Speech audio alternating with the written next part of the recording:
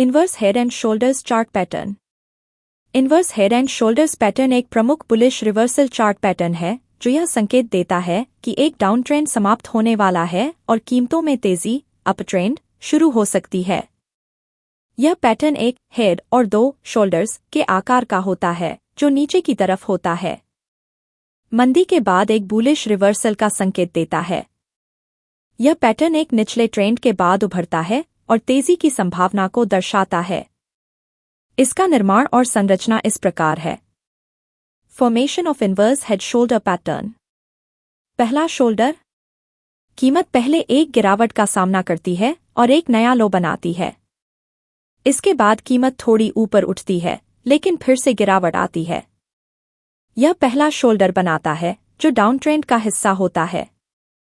Head, left shoulder के बाद कीमत फिर से गिरती है और पिछली लो से भी नीचे जाकर एक नया लो पॉइंट बनाती है। यह लो पॉइंट पैटर्न का सबसे निचला हिस्सा होता है और इसे हेड कहा जाता है। हेड के बाद कीमत फिर से ऊपर उठने लगती है जो बुलिश सेंटिमेंट की शुरुआत का संकेत है। दूसरा शोल्डर, कीमत फिर से एक और गिरावट का सामना करती है लेकिन यह गिरावट पिछले हेड के लो से कम होती है। राइट शोल्डर का लो लेफ्ट शोल्डर के बराबर या उससे थोड़ा ऊपर हो सकता है। इसके बाद कीमत धीरे धीरे ऊपर उठने लगती है जिससे राइट शोल्डर का निर्माण होता है। नेकलाइन। नेकलाइन उस रेखा को कहते हैं जो लेफ्ट शोल्डर, हेड और राइट शोल्डर को जोड़ती है। रेखा क्षैतिज या थोड़ा ढलान वाला लाइन हो सकता है। पहचान कैसे करें? पहले कीमत में 3 स्पष्ट बॉटम्स देखें जिसमें बीच वाला हेड सबसे निचला होना चाहिए। शोल्डर्स लगभग समान ऊंचाई पर होंगे और हेड सबसे निचले स्तर पर। गहराई, हेड सबसे गहरा निचला बॉटम होता है जबकि दोनों शोल्डर ऊंचाई पर होते हैं। साइकोलॉजी और volume.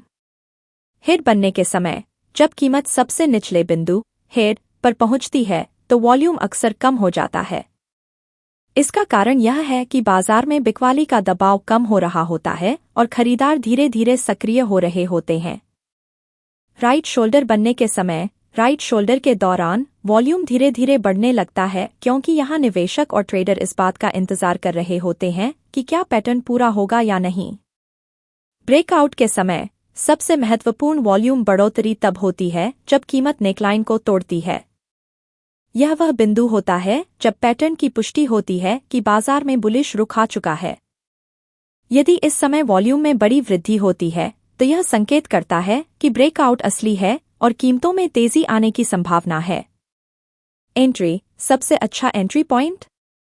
Inverse head and shoulders pattern में सबसे अच्छा एंट्री पॉइंट तब होता है जब कीमत नेकलाइन को ब्रेकआउट करती है।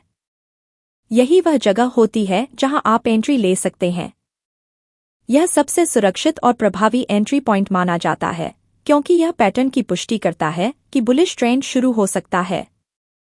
Inverse head and shoulders pattern में सबसे अच्छा एंट्री पॉइंट तब होता है जब कीमत नेकलाइन को ऊपर की ओर तोड़ती है और वॉल्यूम बढ़ता है। Stop loss. हेड के नीचे, स्टॉप लॉस को हेड के नीचे के स्तर पर सेट करें। यह सुनिश्चित करता है कि पैटर्न विफल होने की स्थिति में नुकसान कम हो। Target.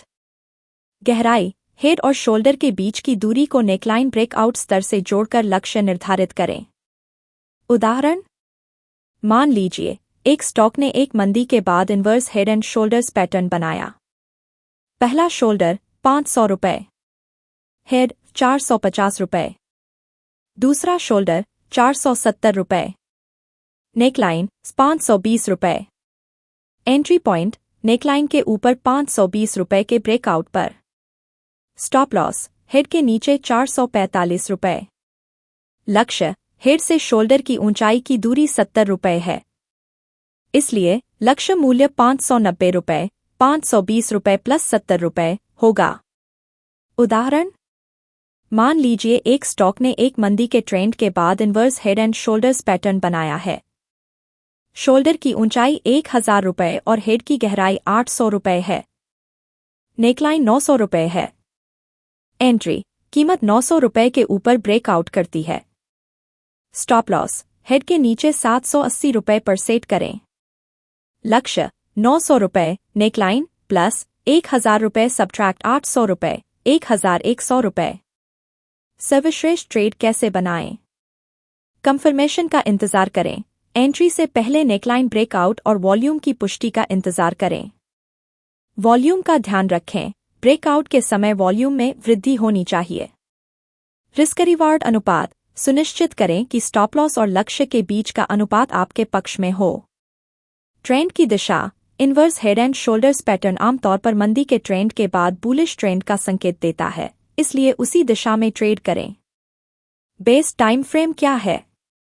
Inverse head and shoulders pattern के लिए सबसे अच्छा टाइम फ्रेम उस ट्रेडिंग रणनीति और उद्देश्य पर निर्भर करता है जिसे आप फॉलो कर रहे हैं।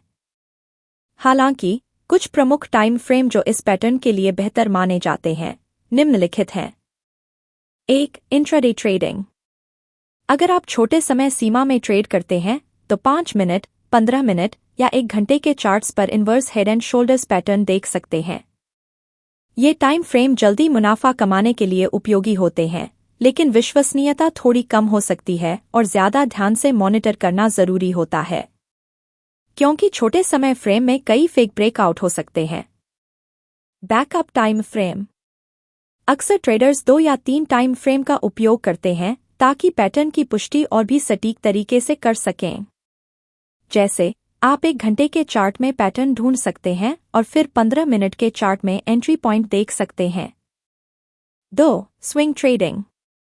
स्विंग ट्रेडिंग के लिए 4 घंटे, 1 दिन या 1 सप्ताह का टाइम फ्रेम सबसे बेहतर होता है। इन टाइम फ्रेम में पैटर्न अधिक विश्वसनीय होते हैं और जोखिम रिवार्ड अनुपात बेहतर होता है। स्विंग ट्रेडिंग के लिए सबसे अच्छा माना जाता है। इसमें inverse head and shoulders pattern का सही तरह से गठन देखने को मिलता है। इस समय सीमा पर पैटर्न की विश्वसनीयता अधिक होती है और ब्रेकआउट के बाद अच्छे रिटर्न की संभावना होती है। 3. Long term investing. अगर आप दीर्घकालिक निवेशक हैं तो 1 दिन, 1 सप्ताह या 1 महीने के टाइम फ्रेम सबसे अच्छा होता है। ये बड़े समय फ्रेम पर बनते पैटर्न अधिक स्थिर होते हैं और लंबी अवधि के रुझानों को पकड़ने में मदद करते हैं। इस बड़े टाइम फ्रेम में पैटर्न अधिक मजबूत और विश्वसनीय होता है और इसके बाद आने वाला अपट्रेंड अधिक समय तक चल सकता है। निष्कर्ष। Inverse head and shoulders pattern के लिए सबसे उपयुक्त टाइम फ्रेम आपकी ट्रेडिंग शैली पर निर्भर करता है। स्विंग और लॉन्ग टर्म ट्रेडिंग के लिए 1 दिन, 4 घंटे या 1 सप्ताह के टाइम फ्रेम सबसे अच्छे माने जाते हैं, जबकि इंट्राडे के लिए छोटे टाइम फ्रेम्स का भी इस्तेमाल किया जा सकता है।